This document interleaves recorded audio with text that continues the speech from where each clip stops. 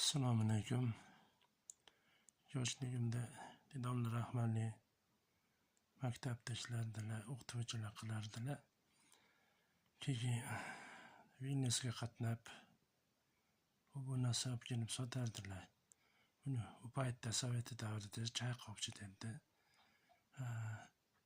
6,5 yil berib ushlab, Chayqovchi deb statiyasi bor edi. Shundan keyin qiyinchiliklarimiz boshlandi. Ayamlar rahmatliga meros tegishi kerak edi. Juda katta bo'lgan hovlilari. 4ta, 3ta o'g'il, bitta qiz. Bularni ayamlarning urushlarini bo'lib olishgan o'ttida qilib. Dedi 4 sotiq desak, 1 sotiqdan olishgan. Endi rosa qiynalganmiz. O'sha paytda surishtirib borsalar merosni berishmagan. Kichkina tog'amlar endi bitta gilam bergan ekanlar. Uni endi yeb olmaydi-ku. Juda qiynalganmiz. O'zim kichkina bo'lsam ham Navoiyga chiqib qarashganman.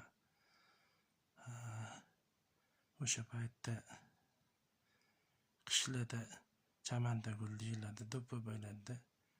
Shapkani o'rniga shunaqa kiyib borardim.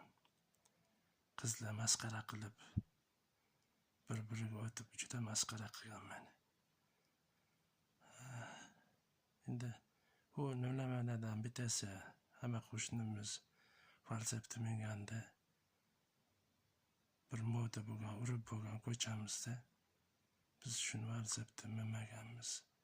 Hamma forma kiyganda biz childirvaqa kiyimlarni kiyib borardik. 8-sinfdan chiqib ketib ishladim. Dedamlar uzoq vaqt qamoqda bo'ldilar. Juda qiynalganmiz. Bundan tashqari juda ko'p voqealar bo'lgan. Bu hammasini tog'alarimiz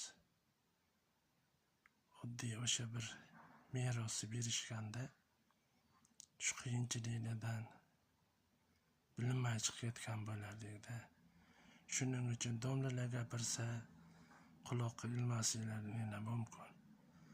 Endi men shu juda qiynalganmiz, juda qiyinchilik bo'lgan vaqtida agar qiynalsa seninglar yo boshqa merosni beringlar, domlalarni gapini qulog'inglarga olmasana, bizga olinglar.